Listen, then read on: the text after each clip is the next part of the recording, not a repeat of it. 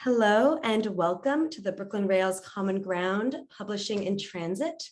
I'm Anya, the events assistant here at the Rail, and I have the pleasure and privilege of being your MC today for a conversation featuring Cole Swensen and CantoMundo's Norma Cantú, Deborah Paredez, and Carmen Tafolla, who will be reading to open and close today's program. Before we get started, the Brooklyn Rail acknowledges that Black Lives Matter, and that in New York, we are on Lenape Hoking, the unceded land and waters of the Wappinger, Canarsie, Munsee, and Lenni Lenape people of the Delaware Nation and Shinnecock Indian Nation. We encourage you to check the chat for a living document of resources and actions, which I will post shortly. And now to introduce today's guests and host. Deborah Paredez is the author of the critical study, Selenidad, Selena, Latinos, and the Performance of Memory, and the poetry collections, This Side of Skin and Year of the Dog.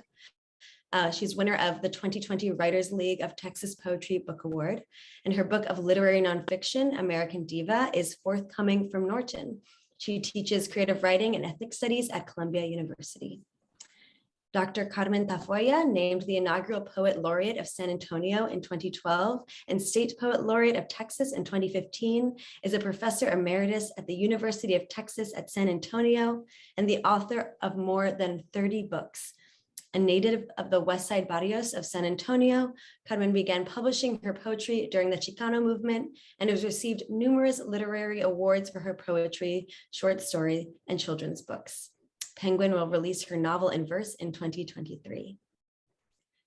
Writer and CantoMundo co-founder Norma E Cantú is the president of the American Folklore Society and Murchison Professor of the Humanities at Trinity University in San Antonio, Texas. Her most recent publications include the co-edited anthologies Teaching Gloria e Ansaldúa, Pedagogies and Practices for Our Classrooms and Our Communities in Mexicana Fashions, Politics, Self-Adornment, and Identity Construction.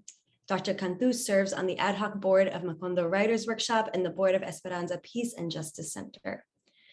And poet Cole Swensen is the author of 17 volumes of poetry and a collection of critical essays, Noise That Stays Noise.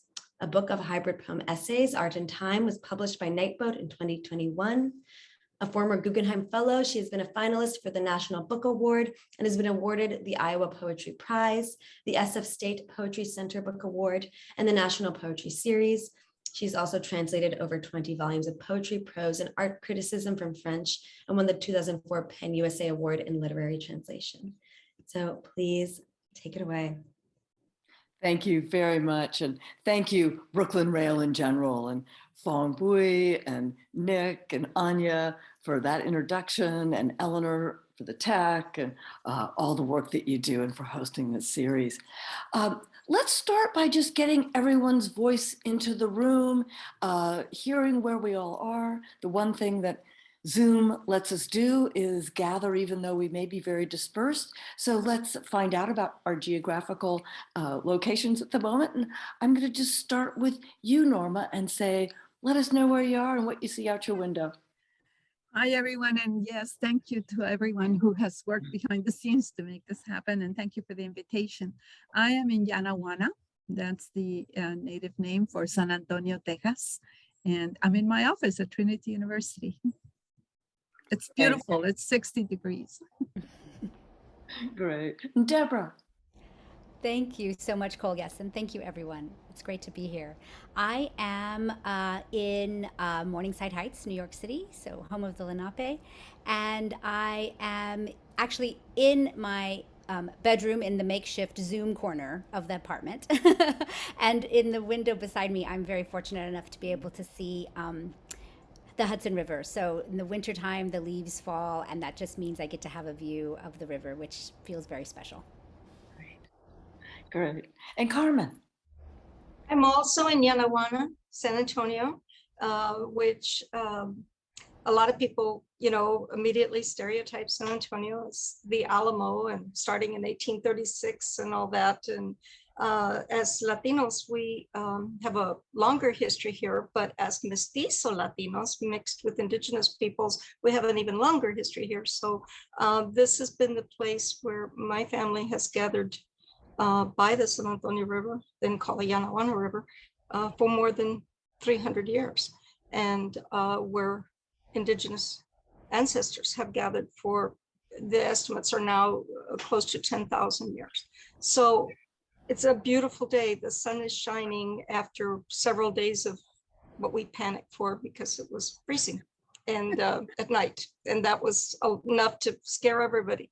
So it's a beautiful day. There's trees, and they're green because we don't get our fall colors. We get green trees, and then one day they drop their leaves out of fright, and then the leaves come back. So that's where we see. Thank you very much. Thanks for that, that historical anchoring too. Let's go right into poetry and get some poems in the air, starting with Deborah, please. Thank you. Great, thank you, Cole. I'll read a few poems from my book of poetry, Year of the Dog, that came out right in the midst of the pandemic in April 2020. So it was a year that, you know, things were certainly for everyone not as planned. But interestingly enough, many of the poems in the book have to do with disaster. So I had no idea how they would resonate for me in a different way. And this is one of them. Self-portrait in the time of disaster. All morning, my daughter pleading, outside, outside. By noon, I kneel to button her coat, tie the scarf to keep her hood in place. This is her first snow, so she strains against the ritual, spooked silent, then whining, restless under each buffeting layer, uncertain how to settle into this leashing. I manage at last to tunnel her hands into mittens, and she barks, and she won't stop barking. Her hands suddenly pause. She's reduced to another state, barking all day in these restraints. For days after, she howls into her hands, the only way she knows now to tell me how she wants out. A number of the poems in the book are set in the year of the dog, of the metal dog, which was the year 1970, the year of my birth, and the year my father was preparing to go to Vietnam. And a number of the poems deal with that legacy of violence, and also try to get at kind of the violence that's embedded in everyday language. And so there's a series of idiom poems in the book that focus on body parts. So here we go. This is one of them. A show of hands. My father taught me never to show my hand, always play the hand you're dealt. Don't bite the hand that feeds, you gotta hand it to him. He lived his life hand to mouth, even before Nam.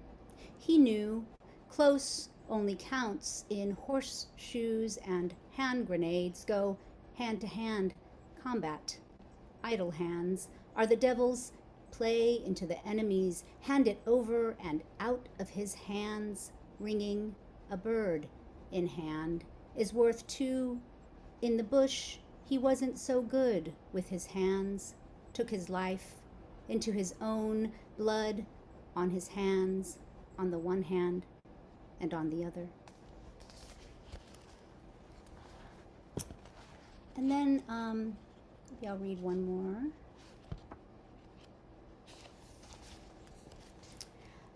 This poem is called Lightning, and it takes place, it's for Deborah Johnson, a Kua Najeri, who was a member of the Black Panther Party and a partner to, excuse me, sorry. And this is about the death of her partner in Chicago, Illinois on December 4th, 1969. For Deborah Johnson, Lightning. You didn't look down or back. Spent the fractured minutes studying each crease and curve of the lawmen's faces. So later you could tell how it happened, how you crossed over his body How you kept your hands up. How you didn't reach for anything.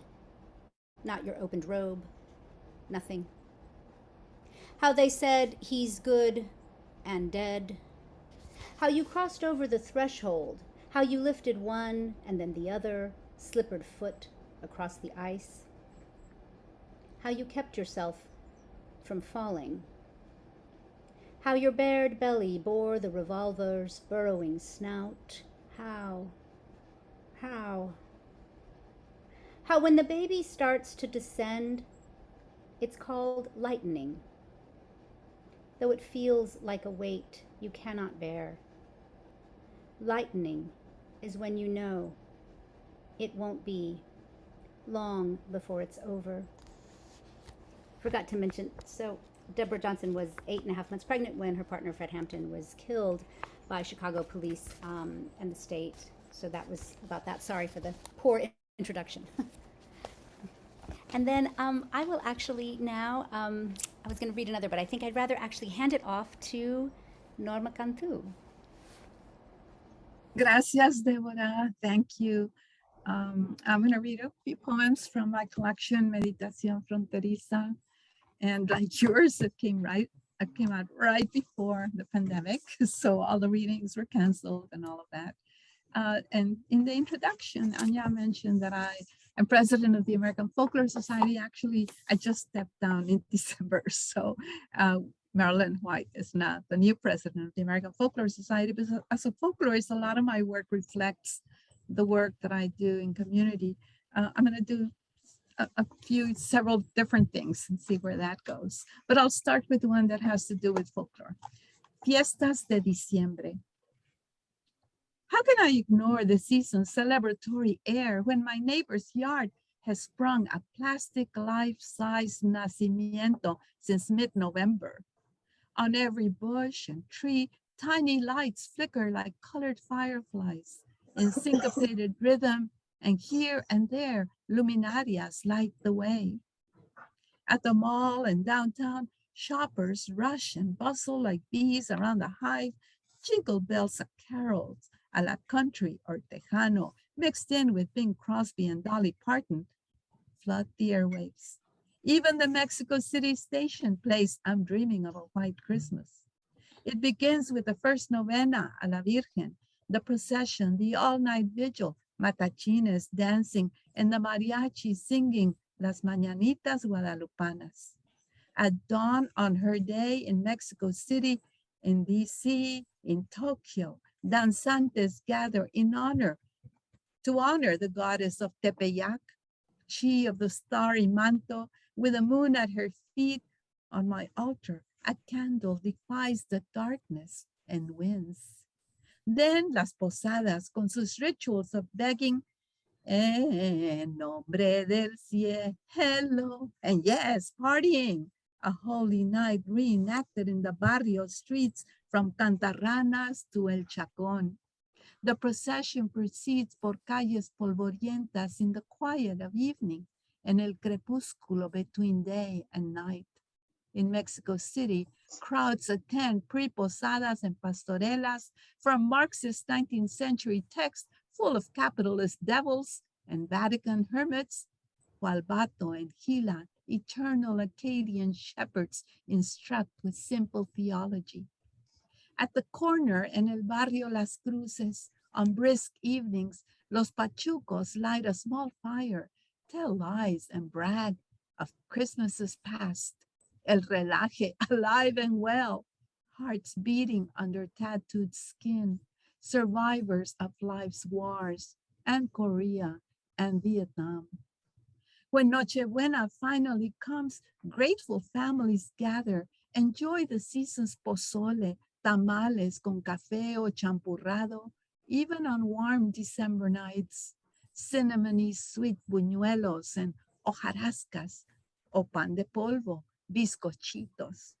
Yes, others sleep away the hunger, the pain, toss and turn under thin sheets made from flour sacks, dream of Santa Claus, los Reyes Magos, toys, food, and no one shouting, no one fighting, no one cussing, no one scaring the night's air with thin wailing. Lucky children break piñatas, celebrate con colaciones, firecrackers, sparklers, ephemeral light shows spinning in the dark. A star glistens in the velvet sky, and Laredo welcomes the Christ child with gunshots and cuetes, the smell of powder mixed with carne asada. En la misa de gallo, estrenando Christmas finery, those who can celebrate, those who don't lie forgotten, forgetting in their sleep. Distant stars know nothing of Earth's rejoicing or of Earth's eternal spin on a silent axis. Obviously, that was about Christmas in Laredo, Texas. The book also has stories, so this is a one that's more narrative. El Mexicano y la Chicana. He was from over there, a Mexicano. She was from over here, del otro lado, a Chicana. They met in una discoteca in Nuevo Laredo on a Saturday night when the place was really hot and humid and the music loud and sexy. They danced. He kissed her. That was it.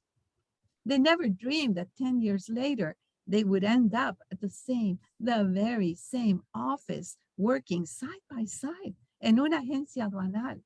He did the paperwork for his side, she for hers.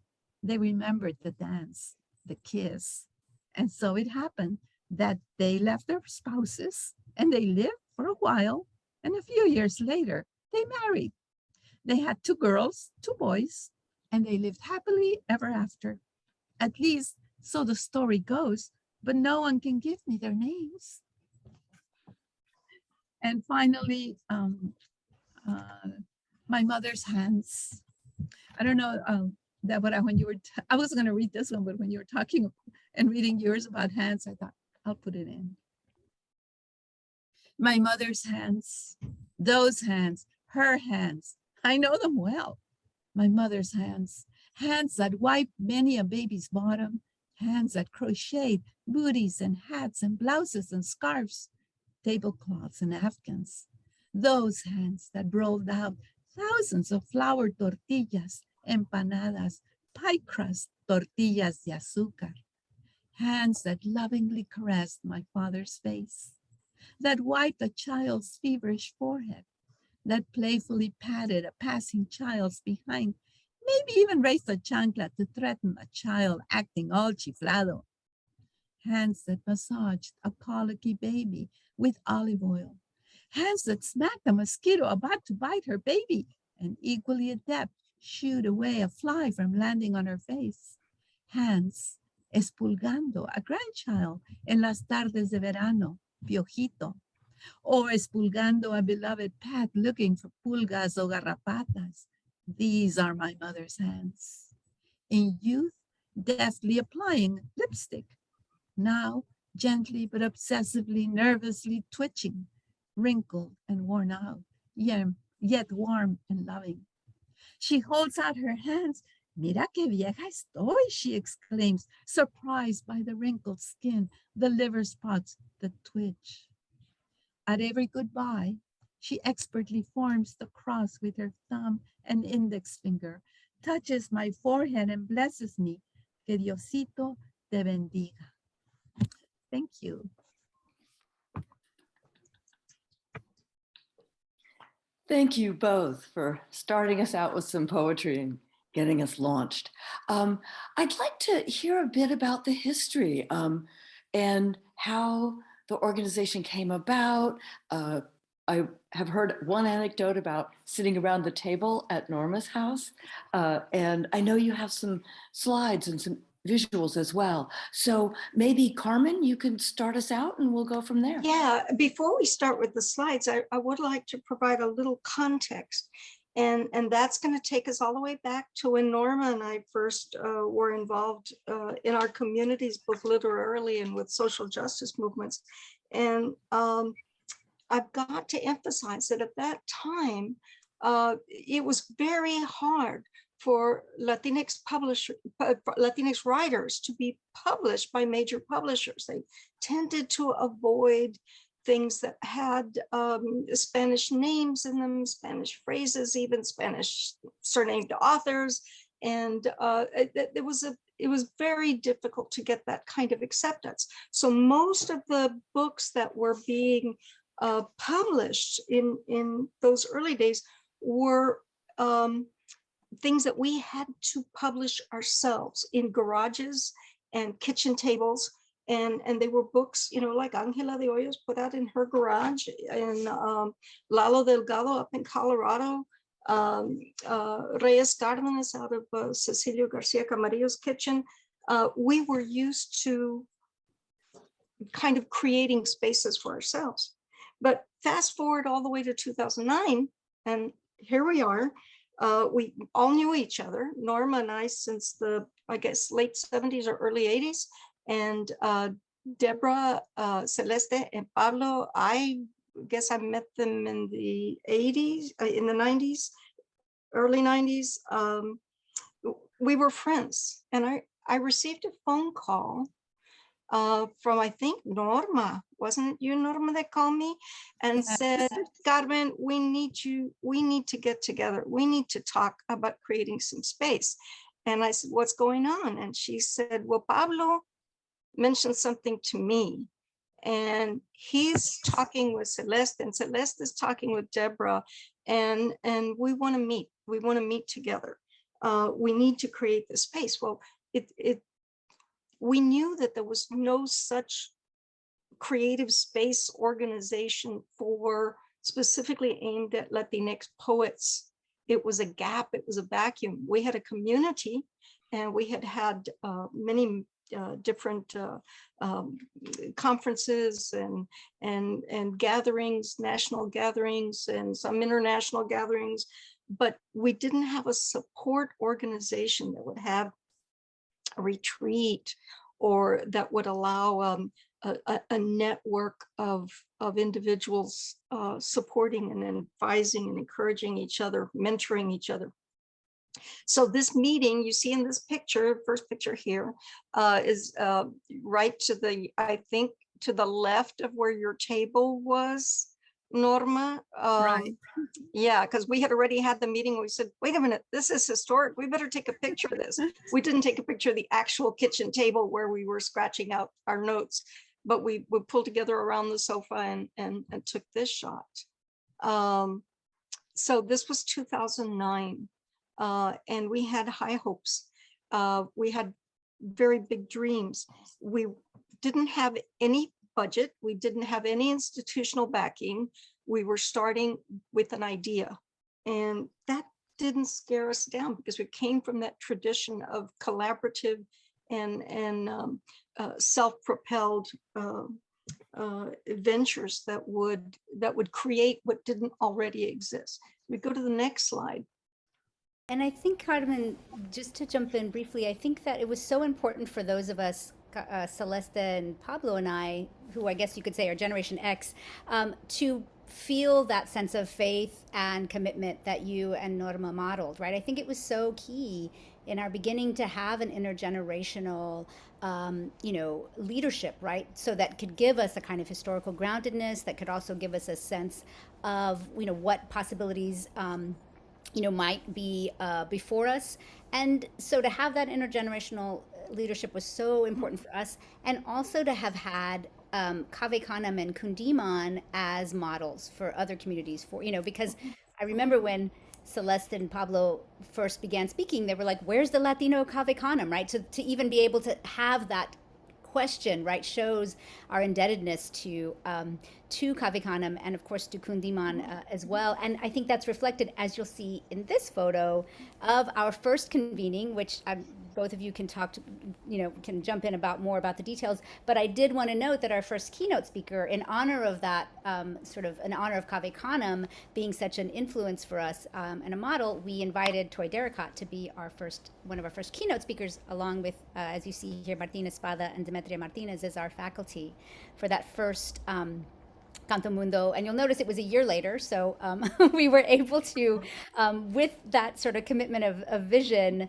and belief, I think, especially from Norma and Carmen, able to secure the funds that we needed.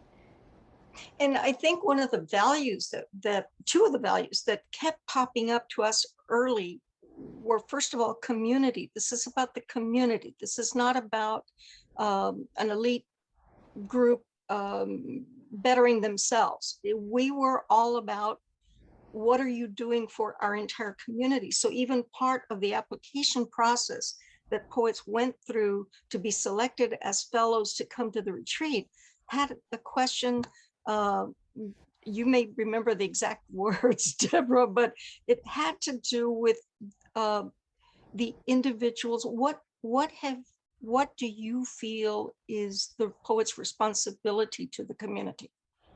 And what have you done that has, symbolized that has shown that in action? And so we did have a high sense of community consciousness. And then in addition, because of the magic of the relationship, we just all had to really be able to trust each other in order to do this collaborative leadership that would be necessary in order to get something from off the ground where you have 0 to going 100 miles an hour. And it did very quickly. We were all going 100 miles an hour trying to keep up with what the expressed need was. And there was a need. And so there was a great receptivity to it. Norma, wouldn't you say that? I was going to say, we literally were going 100 miles an hour, Celeste, and I driving to New Mexico from San Antonio. Well, maybe not 100, but 80. Really, near El Paso only would be the 100 where there's no cops around. And this photograph is in New Mexico because we were fortunate to get support, as we have throughout, from institutions like the Hispanic Cultural Center. They hosted us for the first retreat. The CantoMundo name came at that, maybe the first meeting, when we actually sat around and said, what do we want to call ourselves? And we tossed around a bunch of ideas, Floricanto being the one that Carmen and I had worked with before, because from the Chicano movement, that was what Floricantos were. Floricanto means flower and song, and it is a difracismo from the Nahuatl to mean poetry. I think it's a beautiful difracismo. And so we tossed around all kinds of different configurations, and finally, I'm pretty sure it was Pablo. It was Pablo who just sat there very smugly while we were all talking, maybe this, maybe that, and Pablo said, he waited for the 4 of us to quit speaking, and then Pablo opens up his little notepad and he said, I came up with something that I really like, and my suggestion is CantoMundo, because this is not just about our little tiny Chicano community, it is about the entire world that Latinx poets live in. And we loved it. And we made an effort to make the richness, the heterogeneity of the Latinx community accessible to this organization. And it's always difficult when you have, it's great to have co-founders that live somewhat close to each other when you're starting up so that you can meet in person. But, we needed to go beyond that. We needed to go reach out. So we had individuals from just about every possible origin of Latinx poets. We didn't know that they would get the word, we would spread the word as quickly, but this was our very first meeting, and involving Kavikanam and Kundiman was essential because it helped spread the word as well to people that were in both communities, Afro-Latino or Afro-Asian, and so, Asian and Latino. So it was really important. And then we dreamed, who did we think would bring in fellows that were really challenged by what they were hearing. And we said, Martin Espada, Demetria Martinez, they probably won't say yes, but you know, these are our first choices. They said yes enthusiastically. And if I recall right, Deborah in years 2, 3, and 4 kind of had that same situation too, that the first people we approached would say, yes, this is exactly what we want to do.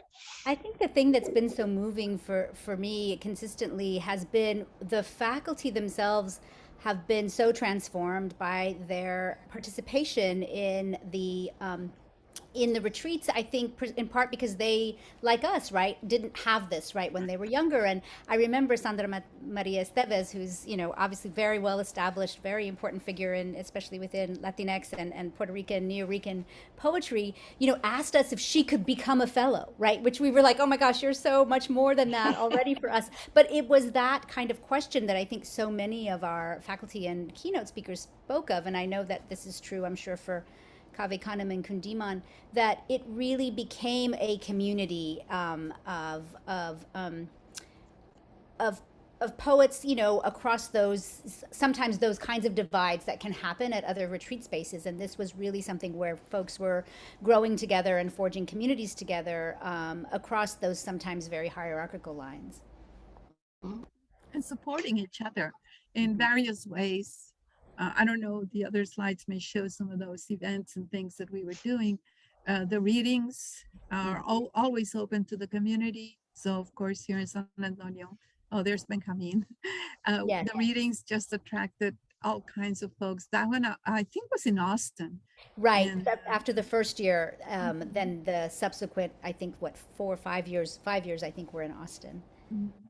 And again, the community in Austin, but people drove up from the valley to come. I'm talking, 3 or 4 hour drive to come to a poetry reading. From the Rio Grande Valley to Austin is approximately 7 hours, sometimes 5.5 if you ignore the speed limits. That's true. I was counting from Laredo at 4. And this picture, I think, really demonstrates, those were our faculty that year, and they decided to read together, right, as a kind of conversational, there was so many organic kinds of connections, right, that reflected in how folks shared their work together. Mm-hmm. Go to the next one, and here's 2012. Yes, that was in Austin when we were housed there. We were funded by the Center for Mexican American Studies at the University of Texas in Austin for a number of years. I was affiliated there, and this was another one of our workshops that we really try, I think, in the workshop to bring together not just a kind of national, sort of national and ethnic diversity, racial and sexual orientation, but we also really try to bring together in our faculty and our fellows a kind of aesthetic diversity. We're very much about trying to make sure that poets who came who were performance poets, or poets who came who were experimental, or poets who came who were narrative really could have a way in. And so I think this year in particular really reflected that when we had Roberto Tejada and Araceli Girmay, in 2 different aesthetic kinds of traditions, both of them at sort of the top of their game at them.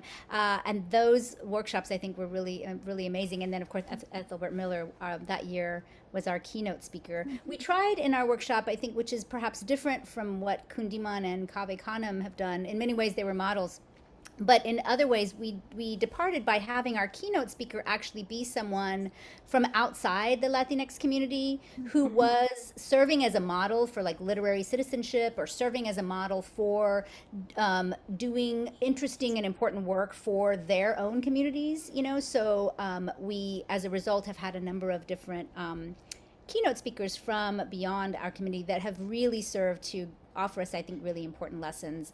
Ethelbert, Natasha Trethewey, Sarah Gambito, some of the names of folks who've been able to join us, Patricia Smith, as keynote speakers over the years. Yeah. And many of the fellows were spoken word, and that was another thing that we really did not want to exclude anyone because of that, of genre. And also people who wrote Spanish, like Liliana Valenzuela. So we really wanted to be inclusive of all the Latinidades and the different literary or poetic expressions that exist within that world. I remember when we had our first application from a young poet who was from Portuguese ancestry, and she said, I'm not sure if I qualify. I would love to be there. I identify with Latinx culture. And we said, if you identify, you're willing to be part of this group and do the work of the group and serve the community of the group, sure, sure you qualify. And it was delightful to have that kind of inclusiveness. And I think we heard back from numerous individuals who said, I wasn't sure that I was going to be accepted when I came. And, then I got here and I felt this was family. And you'll notice some of the faces are the same between 2012 and 2009.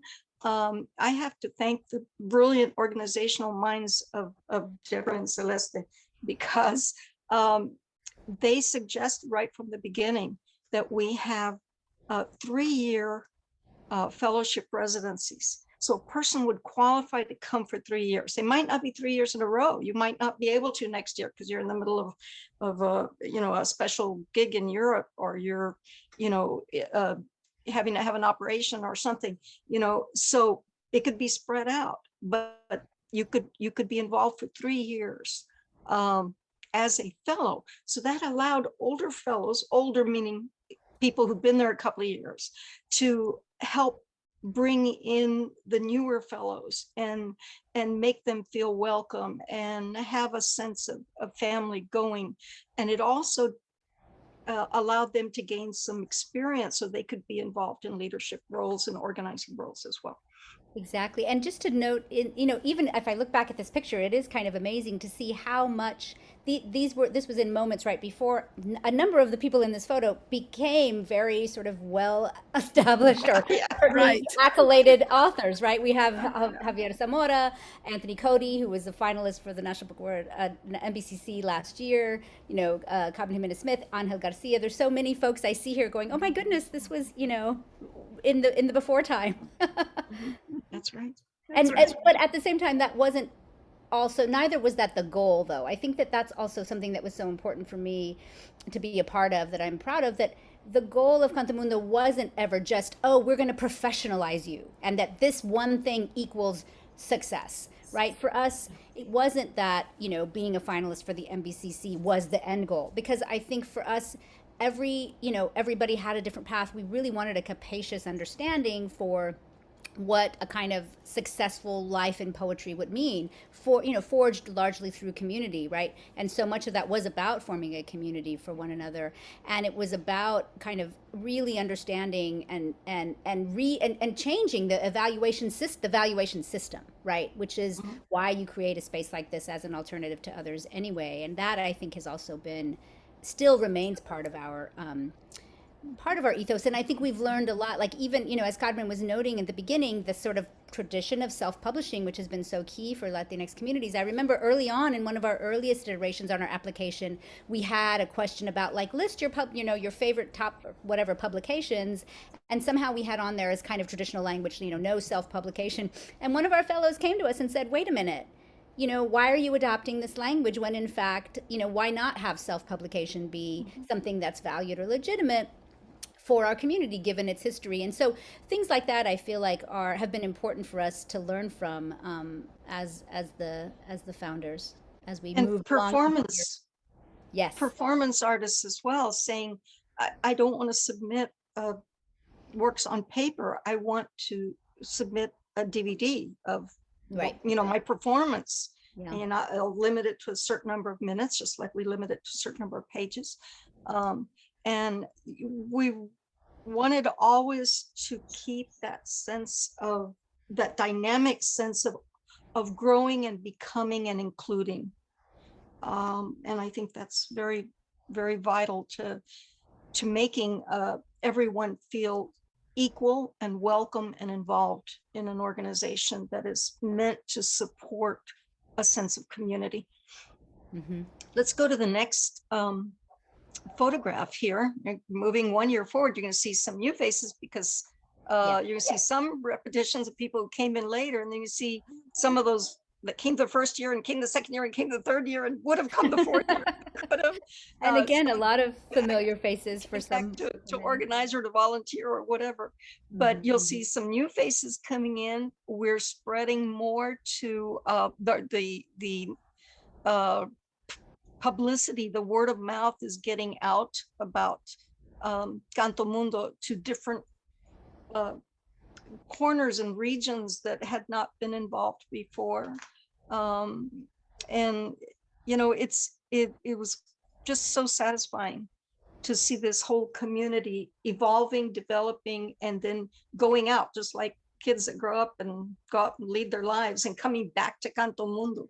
So Absolutely. And in fact, actually, there's an event tonight so Ura Yuan Noel, who's on the top sort of level there, who is hosting a reading and conversation with Willie Perdomo, one down in the front, actually just this evening, right? That those connections and the sort of dedication to one another has been long lasting. And I just got an email from Ura Yuan saying, oh, everyone, please, come join this conversation he's having with Willie after his big, wonderful year of success this past year.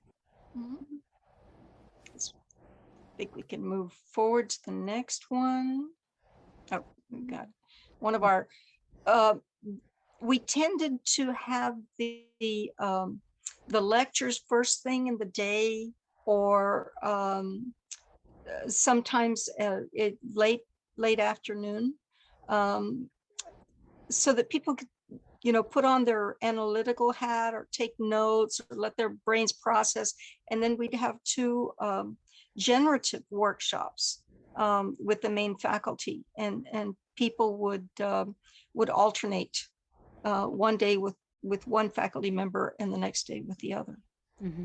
Yeah, generative workshops were really important to us because we wanted everyone, given the wide range of experiences that we were hoping to attract in the fellows and the wide and sort of places in their career, we wanted the workshops to be generative, right? So that everyone kind of comes and starts at the same place as an equalizing force amongst the fellows. And I think that was something that we learned. And the workshops were small. This is the entire group listening to a keynote lecture, but this would be split in two. So we had usually 12 to 14 writers in a generative workshop with a master poet, so they could have that individual involvement and have more contact with each other and more personalized, and then come together as a large group for the lectures. Yeah, the next slide. I'm now I forgot what's on there. Oh wow!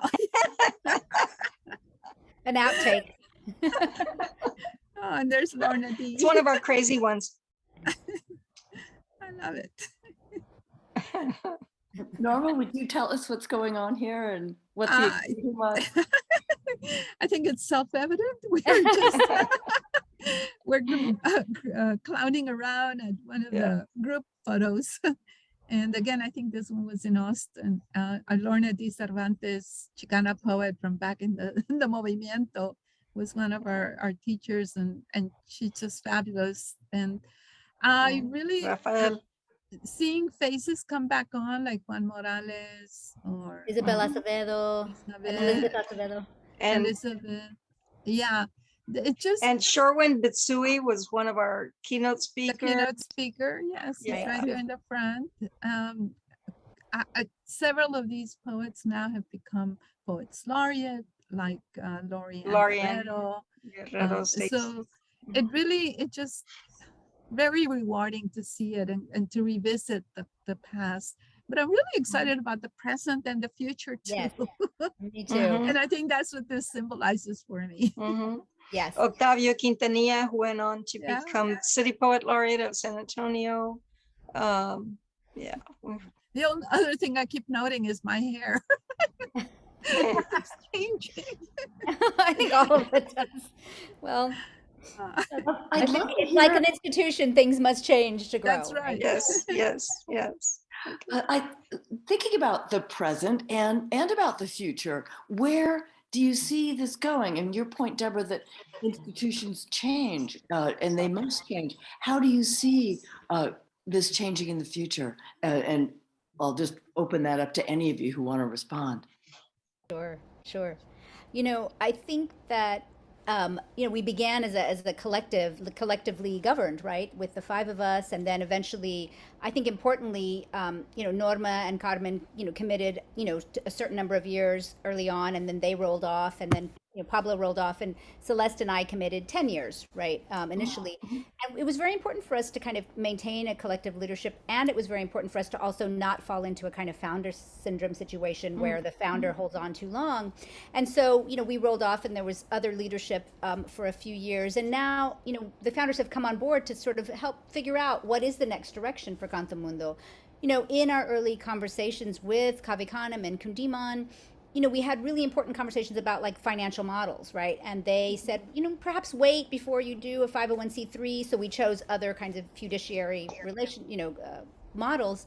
And so I think that it's, we are at a point at this point after now it's been 13 years, 10, 12 years. Yeah. To, where we have, are trying to figure out, okay, as we also all of us age and and move on to other responsibilities, what would be the, is collective leadership necessarily the way of the future for this particular organization? And I think of organizations, Black Lives Matter, all kinds of organizations who are having that same kind of question. We began collectively, does that model work, or does it work for now?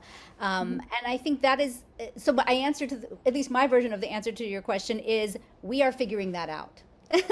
As we speak. Yeah. But it was part of the concept of cyclical leadership as well, which is that, from the beginning, we knew that we did not want the leadership to stay the same forever, that you have to prepare the next generation, that you have to cycle people in. So when one of us goes off with 1 year of service, one goes off with 2, one goes off with 3, as those people step down, other young leadership, often from the fellows or from the broader Latinx community, come on and become part of that, kind of become familiar with the ropes without having what often happens with change of leadership in other organizations, that you have one person, and when that person leaves, the new person that comes in is sometimes left without enough information about what was going on. So the cyclical leadership, I think, implies the dynamic changing nature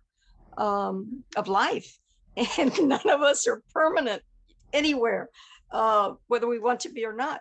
So that, I think that was a very beneficial move. And it allowed us right now, at a certain point when many changes were happening, to say, yeah, we'll help out. We'll come in for a very brief period of time to help shape the new structure, the new leadership structure. And one of the ways we did that is through a survey of everyone. And that we got a pretty good response rate and some brilliant ideas about where we are and where we need to go and how to get there also.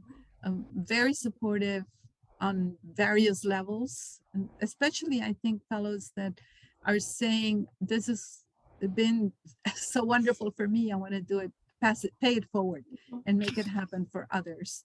And part of that, of course, involves people going on with their lives. We all have so many demands on our time. And that was the priority when we came together and said, well, I knew at that point I could only devote 5 years of my life to this. And that was it. And move on. But also never kind of totally disconnected. So that the organism that is CantoMundo is sustained by all of us doing whatever we do. And it could be hosting a poetry event in Chicago or poetry event in LA outside of the annual retreat. So we're looking forward to having more regional participation and events going on like that through a network of Latina and Latino and Latinx poets across the country. And I have to go back to the Chicana and Chicano because we were in that movimiento back then, as Carmen said when she started the conversation. it's still there. We still need to talk about immigration. We still need to talk about inequality in the workplace and the farm workers. And with COVID, it just has exacerbated all of those needs. And we really need to fulfill that part of our mission as an organization, to be there for our community. And that community changes. So we have to change. And I think that's the most exciting part, that we don't stay stagnant doing the same old, but that we grow. Right. And that we, you know, and we've, I think, learned a lot from our fellows and from each other in, you know, as I think, you know, Latinx communities across the, you know, certainly across the country are reckoning, right, with how, you know, how to account for and be in relation in really, you know, respectful ways to indigeneity and to the Afro-Latinx presence within us and other kinds of things, and trying to, you know, really attend to that. And also, I think, having to attend to the part of the model that we had for us as well was, you know, what we did as founders and as directors was unpaid labor, right? I mean, it was paid for in all kinds of ways, but not in a kind of conventional monetary way. And trying to find out, okay, what other models could work. And I think these are questions a lot of nonprofit organizations are having around, like, the balance between, you know, remuneration and activist work, and, you know, what ideas of self-care mean and don't mean. And I think these are questions all of us are engaged with at this historical moment, CantoMundo, among all of the organizations that I think I've been at least in conversation with. I think, you know, when it came down to it, our decisions were, if we were faced with a CantoMundo not existing because we could not afford totally financially reimbursed individuals, we would rather it exist than it not exist. But also, being practical, we want to be kind to everyone involved and not turn anyone into a life slave property of CantoMundo. So, and I think also, you know, most of the membership got that and understood that it's what we make it, and all of us have to be involved if we want an organization that's going to succeed. And once a cantomundista, always a cantomundista. You are part of the family, whether you have a fight between this individual and that individual and those two aren't talking to each other. You know, an institution has to be broader than all of that. Yeah, great. I'm going to segue at this point because I know you all have these really interesting extensions of your poetic practice, the diva interest, the folklore, the children's book. And I would love to have each of you just tell us a little bit about that and how it affects your poetry writing and vice versa. And I'm just going to leap in and start with you, Deborah. Great. Thank you for that, Cole. So I came, you know, I've been a poet for a long time, and I also was trained as a performance scholar in my kind of day job. And, but I think I've always been, and as my collaborations show here, I've always been really interested in, you know, virtuosic, accomplished, complicated women. And I think that there's, you know, the diva is in many ways the consummate example of that, right? I've always been really wowed by virtuosic performance by women, but also really interested as someone who's lived these last 50 years in this country with how that term diva has shifted just during the course of my lifetime, how it, you know, it used to be kind of, you know, for better and for worse, reserved for a particular kind of performer.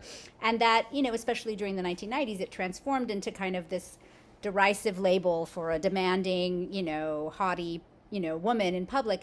And so I decided to write a book both about the kind of very spectacular and amazing divas who've informed and influenced my own life, and also to meditate on the changing of that word over time. So I have chapters on people like, you know, Rita Moreno and, you know, Tina Turner and Serena Williams, and also chapters on divas and girlhood, looking at my daughter and thinking about the Disney divas and how that informs girlhood, or thinking about, you know, the way divas were sort of, you know, again, that word exponentially got used way, you know, 400% more in the 1990s in popular culture. So that project for me has been, is really important and exciting. And I think for me, writing the prose and the kind of what I guess I would call a kind of autobiographical criticism has always been, I think, has been there along with the poetry for me from the beginning. And it's been especially important since my poetry lately, as you can hear from the poems, have been very heavy, often dealing with war and violence. So turning to divas has also been a nice way to lift from that. Thank you. That's great. And Norma, could we hear about your folklore connections? Sure. Yeah, as a folklorist, and I guess any scholar feels that the parameters of the work don't stop at a certain point. It bleeds into the rest of your life. As a scholar, I've been researching the border because that's my home, and because when I set out to get a PhD, I said I'm only doing this because I want to bring things back to that community and to focus on that community. So all my work is about the border, specifically Laredo, Texas, and Nuevo Laredo, Tamaulipas. My poetry, my research on matachines, on pastorelas, all the quinceañera research, all of it has been around that border. So if there's like a central axis, it's the border. And then the folklore is one to keep the metaphor, one of the main spokes on that wheel. The other, of course, is the literature, my writing, but also my teaching. And they all kind of come together to make it work for me. And so the folklore part, I started really early. My grandmother would teach me how the uses of various herbs for healing. Curanderismo, that's folklore. And being the oldest of 11 children, I learned how to cook from my mother and grandmother. So that's food waste, that's folklore. And I know how to sew and crochet and knit, all of that again from growing up in a family that needed to do all these things. And that's folklore. It's textiles and material culture. And fiestas. My community is notorious for the George Washington's birthday celebration of all things in Laredo, Texas. And since high school, I've just been curious about why people do what they do and how they do it. And that's folklore. So in a way, my folklore panorama is huge. It covers everything. But I really focus on, especially with the American Folklore Society, on transforming the field because of its sometimes pretty nasty past, and to change it to what we need to be at this moment in this century.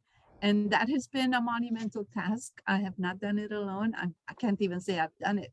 We are in the process of doing that. And it's taken a lot of time, 25 years of the Cultural Diversity Committee at AFS, and a lot of people that have come on board and have been doing this for a long time. And that, I think, is something academic scholars sometimes shy away from, to get in there and transform the field and make it what it needs to be, excuse me, and what will serve the future. So folklore is coming into the field now, really need to look at social justice issues and look at what the folklorist is doing, not just like in the old days, describing what's happening, but making that description fit a praxis to transform the world for a better one for all of us. And I think poetry does the same thing. And so I really see it as one. But thank you for asking. Hardly anyone knows me as a folklorist. Everybody talks about either my academic literary work as a literary scholar or my work as a writer. But the folklore part gets kind of shoved to the back burner. So thank you for highlighting that. Well, it just struck me that all three of you have these really interesting extensions. And Carmen, your children's writing, I think, is a really interesting extension too. I'd love to hear about that. Yeah, I feel like I'm a mestiza, like triple times over, like you mix and you mix and you mix and you mix, and I'm all mesticiada because my preparation, my academic preparation was in bilingual education.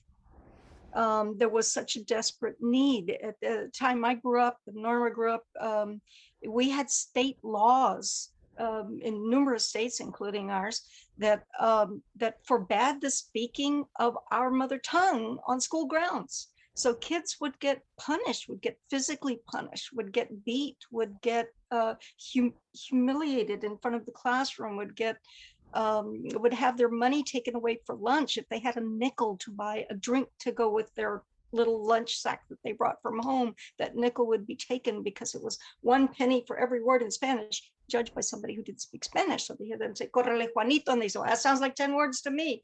And it's actually 2 words, 1 word and a name. So given that time period, my inclination was to go towards something that would allow us to see language and culture that was appropriate to the home situations of the children that were entering school. And yet, while my first love was poetry, and I was prepared in education, it wasn't until my 30s or 40s that I began to write and publish for children.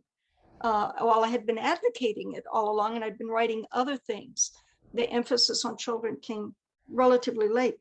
And it was, again, because of that urgent need.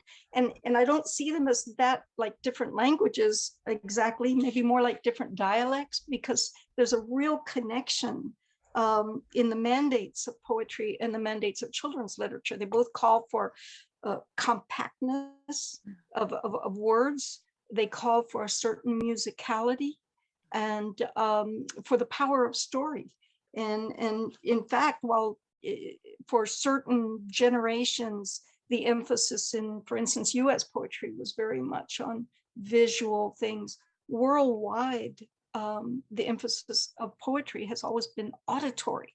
There's a wonderful interview with Léopold Sédar Senghor, the then poet president of Senegal. I think it was in the 1980s.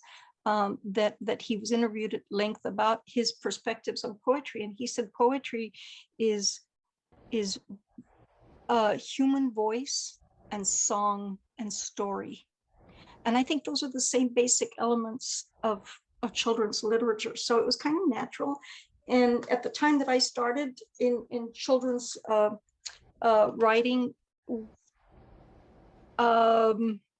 maybe 3% of the children's literature that was being published was not set in totally white English speaking context. So, it wasn't meeting the needs or the representation that we have in our what is now a majority of our children under age 10 that are children of color. So I would write like things like, what can you do with a paleta, or what can you do with a rebozo?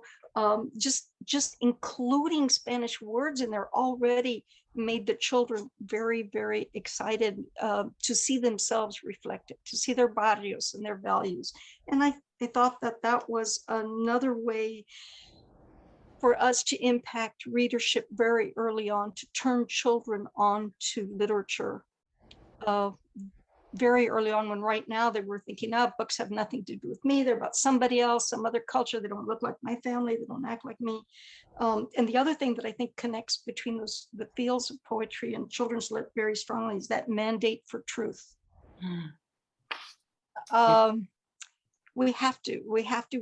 You have to be real in there, or it's not going to reach the reader effectively. So those were my reasons. And in fact, I just had a book come to me yesterday, which I wrote 10 years ago and got accepted 8 years ago. And then there were all kinds of delays with illustrators and whatever.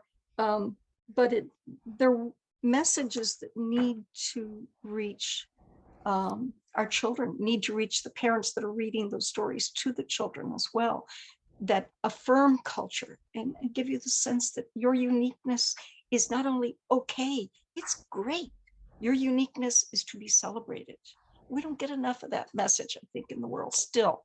We're still being pushed to all be little princesses or little superheroes with our capes on that have these big powers, and I think human beings of any age need to have their selfness affirmed, celebrated, and documented. in our society. So this is another way to do it, is through children's lit. Hearing you all, it's as if you each found a different way of doing exactly that, of celebrating that uniqueness in others and reaffirming just interesting differences that are great. Maybe it's a good moment to segue into a Q&A. I think there are probably some questions that others would like to pose to you, broaden out the voices in the room. So I'll turn it over to Anya and ask you to orchestrate this for us.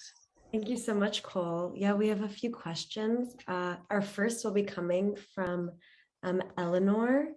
Eleanor, if you'd like to take it away. Hi, thank you so much for that incredible presentation. It was lovely to hear all of you read and discuss your work and your lives. So thank you so much for sharing. My question is kind of about the future of CantoMundo, and I'm just wondering kind of what, I know we sort of touched on it, but what's next for CantoMundo, not just, you know, more logistically, but maybe just what would be your wildest dreams for the organization over the next few years or decades or centuries, or however you want to conceptualize that future. Start. In a few centuries, it will be an intergalactic gathering of poets. We might meet on the moon or on Mars and celebrate a universal poetry, not just for our universe, but the galaxy. And I really think that the vision, I think Ansaldo is the one who said, it won't happen unless you imagine it first. So we need to imagine that future. And like I said earlier, we did a survey, we're looking at what we're gonna do in the immediate future, but it really is up to the members and the poets out there to create that future, to make that vision happen. In the most immediate thing, we are not hosting a workshop this summer. We're taking a year to think and process and plan. But I'm not kidding. In 100 years, I mean, I keep telling my students, 500 years ago, it was a different world. 500 years from now, it's going to be a different world. But a year ago, it was a different world. 2 years ago, it was a different world. So it's a continuous shift in everything. And we need to be mobile and versatile and flexible to adapt and to go forward. And I believe poetry is one way of doing that. It is the soul of a people, not the first to say that. And I think we need to connect with that essence of what the poetry can do. And CantoMundo is kind of coalescing all of the Latinidades to bring that forward, not just for us, but for everyone, to make it a better world across the galaxy. I keep going back to that image of, yes, why not? It's a good idea for a science fiction poem. Thank you, Norma, for the emphasis on flexibility. I think that really is the key, because in a world that was rigid, where only one language or one culture or one race or one way of viewing gender was allowed, we've been trying to move that to a place where language is to be celebrated, communication is to be celebrated, fusion between cultures, languages, races, which is our history as a Latinx peoples. But also humanity is a fusion. Now we find out humanity itself is a fusion between Homo sapiens and Neanderthals and possibly other species that came together.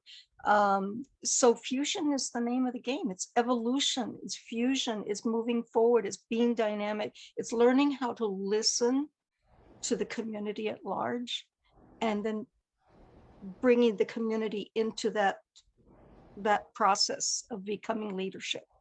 So community to leadership and forward. So, you know, it would be great for us to know exactly you know, what our funding going to be this next year and who's going to be involved. And sometimes you just have to, you know, deal with life as it happens, like the pandemic has taught us all, and say, you know, I don't think an in-person wonderful get-together retreat was really a good idea this past summer in the middle of Delta, so it wasn't done.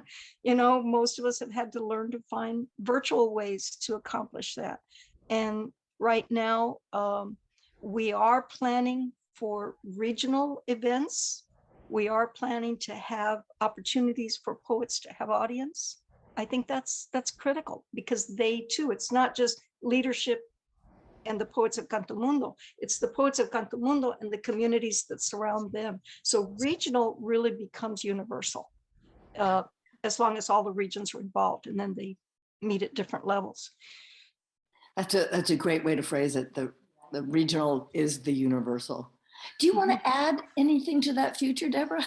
I would add just briefly, so, you know, on the very, very short term, we're certainly planning, along with other members of the Poetry Coalition, shared programming around poetry and disability justice. We're actually in the works of creating an event, right? So that's to be coming in the next couple of months.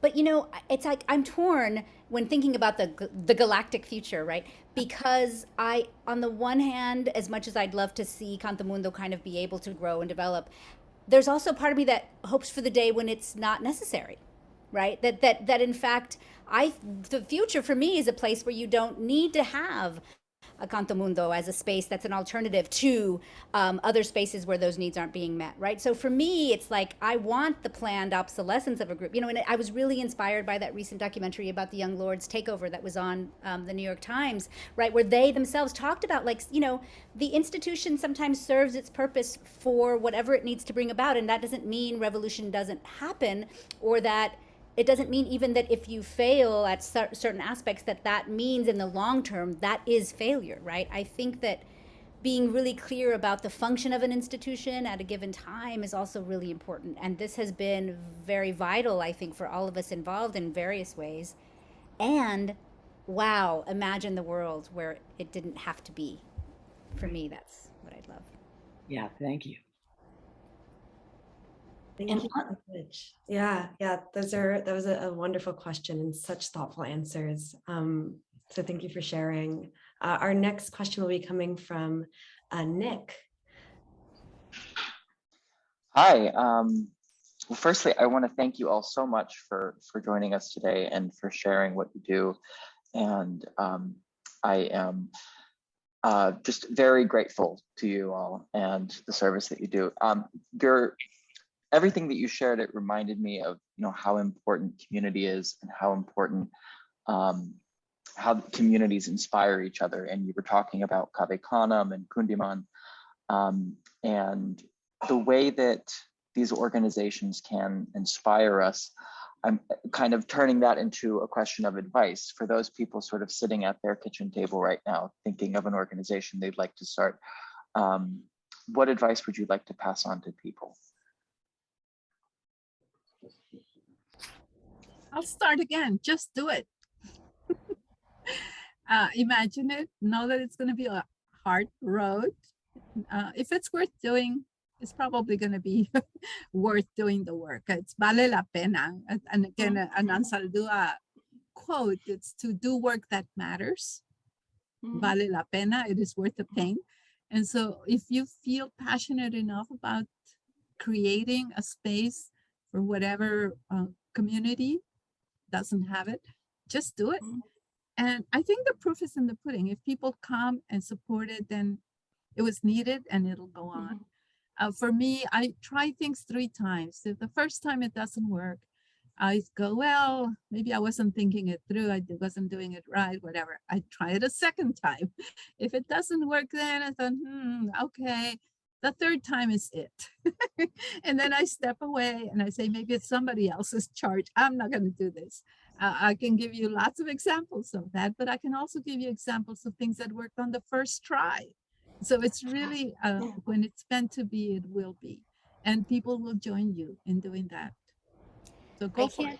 Yeah, I can't emphasize enough that moment in Norma's kitchen in 2009 when, you know, we had nothing but our own desire and vision, right? We took the moment to honor the desire and then to articulate the dream, right? It was, I remember very clearly, we said, not who can we get for our first CantoMundo, but the question was, who would be the ideal? Like, what would be our dream for this first one?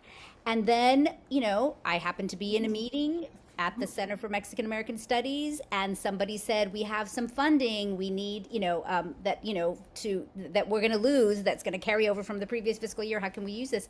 And I remember going to my office and getting on the phone and saying, Celeste, we need a proposal today, right? So it's about also seizing those opportunities, right? For like how we might do that. But I do think that, as Norma said, I just want to emphasize that as well, that having that honoring the sacredness of that moment of the desire and the vision, I think is key, because the rest could come. It was specifically yesterday that I read a quote by one civil rights leader, and I can't remember which of the four people I was reading that said it, but said, if we wait until we are totally prepared, we will never get it done. Yeah, that's Definitely. really great. Great. Thank you so much for all your ideas and the advice. Really, really useful. And maybe we can close out with some more poetry. We'd love to hear from you, Carmen. Thank you. As I mentioned, San Antonio gets kind of hot. We're used to hot. And this poem was written in a very hot July, which was for me personally even hotter because it was not only 103 degrees that day, but I was going through radiation at the end of the cancer treatment. So this is where it comes from. I was going down the streets of San Antonio and I was feeling the spirit of the city giving me survival instructions. So the poem is called Survival Instructions, Summer 103 Degrees. Feel yourself sizzle on the streets. Sizzle on the streets. Sashay sassy as salsa. Slip survival into sun glare like a native. Toughen up the soles, strengthen the heart muscle, reinforce the mind with steel and sunrise, drink more water, bless the air conditioner, fry your huevos rancheros on the sidewalk. Attend the wake. Give $1 to the homeless man on the corner, holding his bright blue windshield cleaner spray bottle, wiping circles in the empty air, hoping for a yes, some coins, a bed. Lasso the chaos of your collapsing life like a lost steer. Wrangle it with this well-worn rope made to survive the torrid heat, the chaparral of baked dirt, the creeping cancer of years peeled to bone. Feel yourself sizzle on the streets, sizzle on the streets, sashay, sassy as salsa. And then something from a more cultural perspective, the role that sometimes very small things play in the transmission of culture, which is also, culture is a survival instruction of its own. This one is called Feeding You, and it's a mother's poem to her child.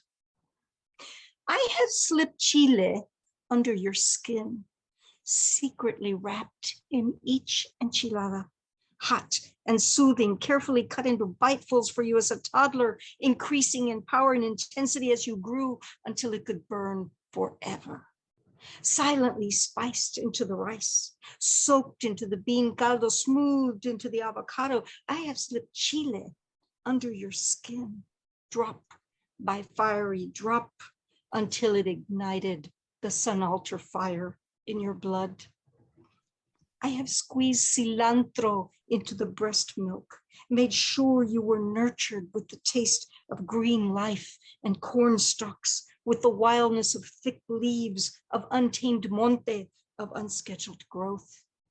I have ground the earth of these Americas in my molcajete until it became a fine and piquant spice, sprinkled it surely into each spoonful of food that would have to expand to fit your soul. Dear son, dear corn, chile, cilantro, sun. Dear mijito, dear mijita, dear mijitos, this is your herencia. This is what is yours. This is what your mother fed you to keep you alive. And more recently, this poem is called What to Do While Awaiting the Angel of Death or the Angel of Life. I think it was written in 2019 before the pandemic, but responding to some of our social and political situations. What to do? Plant softly, majestically, and always con respeto y amor. Seeds are our children from a different mother. Nights are our angels, restoring pools of rest and planning, even in times when we hide secret blood painted on our doors with brushes only we can see, with plumas only we still remember how to use. Even then, the angels still remember how to find us, huddled, shivering, praying, breathing in our dreams for dawn, sueños del amanecer, sueños de la libertad, squeezing all the seeds we can in each palm, awaiting just one drop of stubborn sunlight, one ungestapoed heart full of dirt, one action brave enough to grow resistance, change, love. And I'd like to conclude with a short little poem from a collection of ekphrastic poetry that was based on the beautiful portraits of Catagarate, of indigenous Mexican women in a small village with their rebosos, their shawls. And the reboso in the painting was the main part of the painting. It appeared more than the face, and it was in the emotion of the woman was in the fold or the drape or the color of the reboso. And I tried to write these not just ekphrastic, but voz ekphrastic, in the voice of the woman in the painting.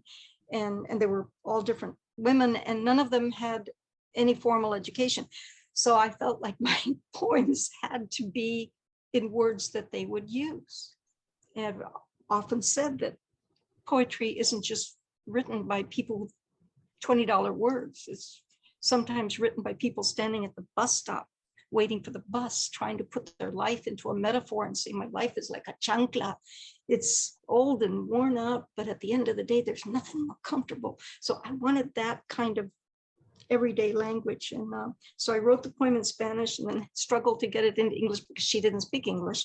And so I'll kind of read it to you with a little mix of both the English and the Spanish. And this one's called Los Taquitos, These Tacos. And it's based on a woman who's sitting there with her basket of tacos or whatever it is, waiting for the lunchtime of her beloved for the break to give these to this person. Estos taquitos, these tacos. Estos taquitos, these tacos I made for you, for your mouth, whose taste I know so well. I know your belly too, and your hungers, your sighs, and your desires, the rhythm of your chest, the softness of your breath, the way you burn me with your gaze, la forma en que me llenas con el calor de tu piel, tus ojos medio cerrados, mis labios medio abiertos, escalofrío en la espalda, tus manos, mi suspirar, tu boca, your mouth, whose taste I know so well. In these taquitos, la carne, the meat is chopped small and soft for that missing tooth of yours. They're stuffed with tomates, sprinkled with cilantro, covered with chile that bites, un besito de sal, lemon drizzled like summer rain, and always add plenty of frijoles, beans, because you love them. These taquitos I made for you, for your mouth, whose taste I know so well. Thank you so much, Carmen. That was such a beautiful way to close out. And thank you again, Norma and Deborah and Cole, for this conversation today. I really feel I'm so grateful that I got to be here to hear you speak on the history of CantoMundo. So thank you so much. I'm so excited to see what you have to do in the future. We encourage everyone to view an archive of these conversations on our YouTube channel, where this will be uploaded shortly, and encourage you to share it. And you can join us tomorrow at 1 p.m. for a conversation with Douglas Dreispoon, Alastair Ryder, and Fong Bui on the event of Carl Andre's solo exhibition at Paula Cooper Gallery, which will be concluded with a poetry reading by Ari Listener. And so now, please, I welcome you to turn on your microphones and say thank you and goodbye. So thank you all. Thank you all so much. Thank you. Yeah. Pleasure. Thank you, Norma. Thank you. Thank you, Thank Deborah. Thank you so much. Thank you, Carmen. Thanks, Cole. Thank you, Cole. Thanks, Deborah. I love those Thank you. poems. Pleasure. Thank you, Carmen. Old Thank you. School, the Rail. Thank you so much. Thank you. Thank you. All Thank right. you. Thank you. Thank you. Thank you. Take care. Thanks so much. Girl, Bye. a great day. Thank you. Thank you. Thank you so much for the reading also, Carmen. This is amazing. Very inspiring. This is what the Rail does. It needs its sister and brother work. Thank you, Fong, for creating the space for us all. Yes, thank No, you. Yes. Yes, thank you. we need it. We need the cosmic energy. We need the cosmic love. We need the cosmic enthusiasm. This is what it's about. Bringing the human, keep it free, not just associating with social elites. So I'm grateful. We are grateful to you all, Norma. Carmen. And us to you, truly. Thank you. Thank you. Norma. Norma. Thank you all. It's been a delight. Thank you, Cole, Anya, everyone. Everyone, thank you. Thank you. I gotta go teach. I enjoyed the New York weather as well. And Thank you. Much love you all. Thanks again. Great. We'll talk soon. Be in touch. Thank you so much.